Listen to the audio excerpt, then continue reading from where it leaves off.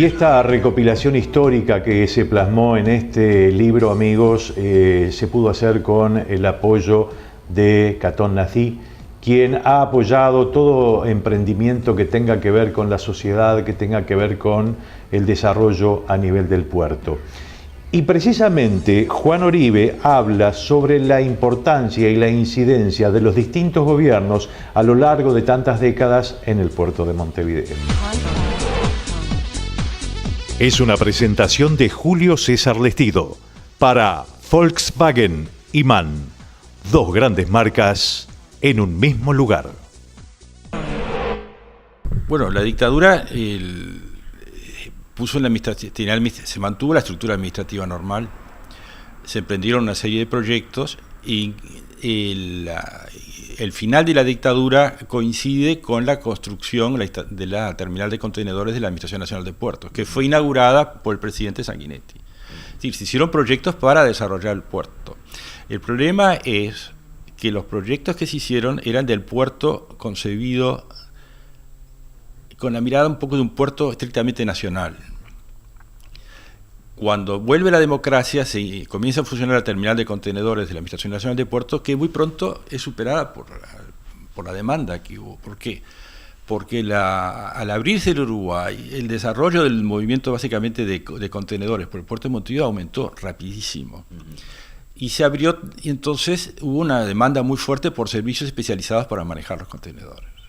Y eso le planteó al puerto una serie de desafíos muy grandes que en una primera etapa fueron respondidos abriéndole al sector privado la posibilidad de utilizar grúas móviles que operan en la parte del resto del puerto, los otros muelles. Entonces, pero a la larga eso no fue lo suficiente. Entonces termina el gobierno tenemos el gobierno de Sanguinetti y ya en el 92 viene la ley de puertos. Ahora, la ley de puertos está respaldada por una serie de estudios técnicos muy importantes que se hicieron antes. Hay una continuidad. Si usted ve la historia del puerto, lo que hay es continuidad. Y yo creo que eso es muy importante. Una continuidad que en definitiva también se da una vez que asume por primera vez el Frente Amplio en el país, que coincide con el crecimiento y el desarrollo económico post-crisis que tuvo su ápice en 2002, ¿no? Claro, si usted mira las estadísticas del movimiento de cargas y del movimiento de buques, está todo escrito, las diferentes crisis, la crisis de 2002 y todo lo demás. Ahora, el Frente Amplio ahí siguió aplicando la política de Estado que se había cristalizado en el 1992. Yo creo que detrás de la ley de puertos, con todos los méritos que tuvo ahí el gobierno del doctor Lacalle, en el fondo cristalizó un consenso muy amplio en la sociedad uruguaya. Usted no puede tener leyes de reforma tan importantes si no hay un respaldo en la sociedad civil y también en los partidos políticos. Creo que la sociedad había llegado a la conclusión de que esto no va más, y la verdad que no daba más. Y por lo tanto lo que ha hecho el Frente Amplio es seguir aplicando la política de Estado. Y eso me parece que es un mérito muy importante que ha tenido. Llegando a nuestros días, entonces, hoy nos encontramos con un puerto de Montevideo que sabemos que tiene diferentes proyectos, uno en particular, por ejemplo, y por las entrevistas que hemos mantenido con el propio presidente del NP, con Díaz, nos ha mencionado el proyecto de Capurro, en particular, lo destacado. Cabe la posibilidad, aunque él relativizó la trascendencia de la proyección del muelle C en un muelle D, pero en definitiva, el puerto de Montevideo hoy, a su vez, enfrenta desafíos por el impulso o por la presión del propio desarrollo comercial. Claro, el puerto Montevideo es un puerto que tiene, es decir, usted habla de un puerto, pero no todos los puertos son iguales. El puerto de Montevideo es un puerto que se ha especializado en manejar determinados tipos de carga. Y eso es carga general en contenedores. La verdad que hasta ahora el puerto ha respondido bastante bien al desafío. Si usted mira las estadísticas de cómo ha ido aumentando el movimiento, podemos decir que el Uruguay ha hecho las cosas muy bien. Ahora, el puerto también ahora, en el futuro, dentro del futuro muy breve, tendrá una terminal especializada en la carga de graneles. Así que vamos a tener un puerto con una terminal especializada en contenedores, un puerto multipropósito que incluiría el muelle C y ahora la terminal especializada para cargar graneles. Así que el puerto en cierta forma se va diversificando. Ahora, ¿va a quedar chico? Lo que usted quiere saber, ¿va a quedar chico o no? Bueno, tiene algunas limitantes. La primera limitante es quizás una herencia del pasado, ¿no? Es el que está como ahogado. El puerto no tiene mucho hinterland. Es decir, mucho hinterland material, mucha área para ampliarse. Sin embargo, los proyectos del muelle C parece que son muy importantes. El muelle D alargaría algo más el muelle C, en realidad, pues es una extensión del muelle. Sí. Y quedaría la parte del muelle de pesquero. Ahora, si usted mira el plano del puerto, se da cuenta que el actual muelle de pesca, el muelle Mántaras, es ahí una especie de injerto raro que ha quedado como encerrado por el muelle C, ¿no? Entonces supongo que habría que llevarlo a Capurro. Justamente el desafío tiene que ver con el hecho, hoy nos encontrábamos con noticias vinculadas a las exportaciones, que en el primer trimestre han tenido un ligero retroceso en relación con el primer trimestre del año anterior, pero por otra parte me encontraba también con el mismo día, con la noticia de que el movimiento del puerto de Montevideo se había incrementado en relación con el mismo lapso del día anterior. Hay allí como una desvinculación, si se quiere, entre el nivel de exportaciones y la actividad del propio puerto, e eso implica desafíos por el volumen de actividad. Y también me encontraba con una nota publicada en el diario El País que hablaba del tamaño de los portacontenedores. Hace poco estábamos en el bautismo del San Vicente y se decía que si se tratara de un portacontenedores de mayor envergadura, de mayor eslora, por ejemplo, sí iban a tener dificultades para operar con eficacia o con eficiencia por la infraestructura que hoy tiene el puerto de Montevideo. Sí. Estoy planteando dos temas en realidad. Sí. Una es el movimiento de cargas por el puerto de Montevideo. Entonces, hay que distinguir otra vez. Hablamos de graneles, hablamos de contenedores. El movimiento de graneles del Uruguay se realiza básicamente por Nueva Palmira. Y ahora se va a realizar un volumen más chico por la terminal de Obrinel, del puerto de Montevideo. Aquí el problema más grande es la parte de contenedores. Ahora, el movimiento de contenedores del puerto de Montevideo tiene dos elementos. Uno son los contenedores que pertenecen al comercio exterior uruguayo y otros son los contenedores que pertenecen al comercio exterior de otros países de la región. Los dos tienen que ir asociados por un problema de economía de escala.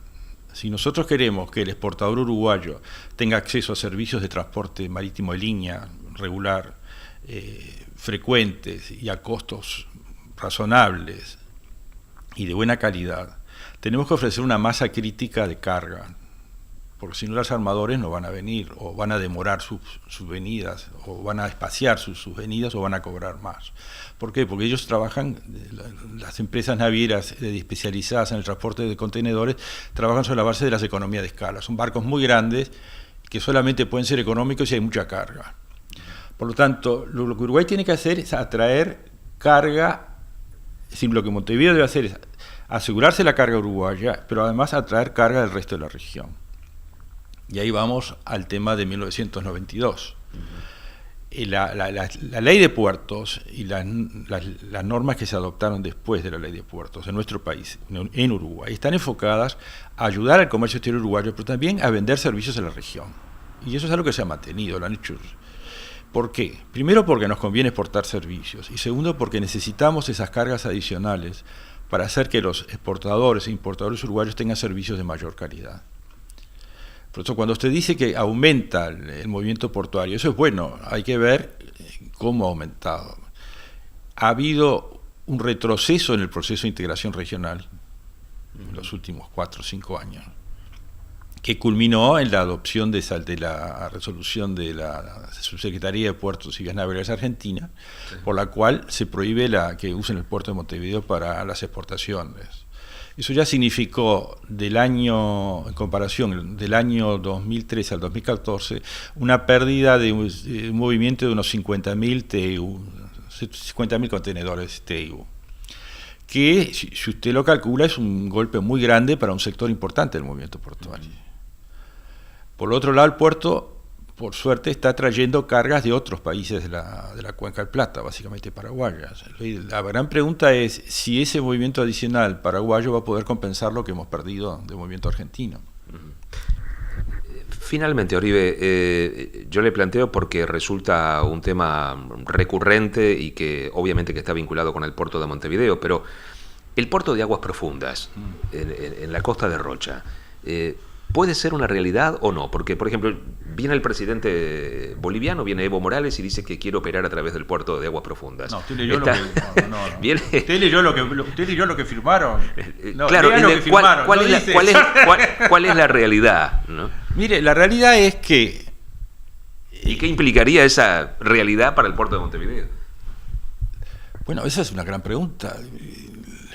Se han hecho estudios y algunos estudios dicen que el puerto se iba a dedicar al manejo de graneles y que no iba a perjudicar el movimiento de contenedores, que es lo que le importa a Montevideo. Otros dicen no, que también va a afectar al puerto, el movimiento de contenedores. El problema no es técnico. Usted, si tiene el capital, puede construir un puerto en cualquier lugar de la costa de Rocha.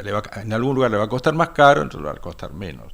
Si usted sale al mercado internacional y dice quiero construir un puerto, no importa cuál puerto, va a tener decenas de empresas ansiosas de construirlo y va a tener decenas de bancos de desarrollo que están ansiosos para invertir en la construcción.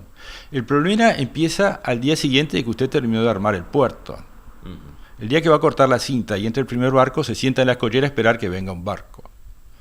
Entonces, el problema del proyecto del puerto de aguas profundas no es de ingeniero, no es técnico, es un problema económico, no hay carga.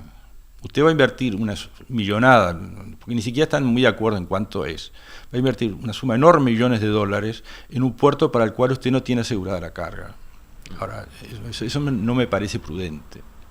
Sobre todo cuando la República Argentina anunció que hace un año y medio, la construcción de un nuevo canal de navegación en el Río de la Plata. El subsecretario de Puertos argentino anunció un proyecto que están estudiando un puerto de aguas profundas argentino en Punta Indio. Brasil jamás nos va a dar un gramo de carga, porque ellos necesitan tener carga para sus propios puertos. Entonces no sé, ¿de dónde van a sacar la carga? No, es una pregunta para la cual no han tenido respuesta.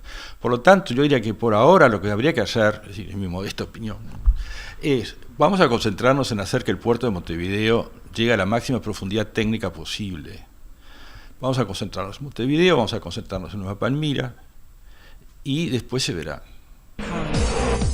Y antes de despedirnos, amigos, les anuncio que ya está en la calle el número 104 de la revista Camiones y Logística, publicación de ITPC que llega en forma gratuita a 5.000 empresas del transporte de carga, como también así a empresas gremiales, cámaras y también a nivel del Estado.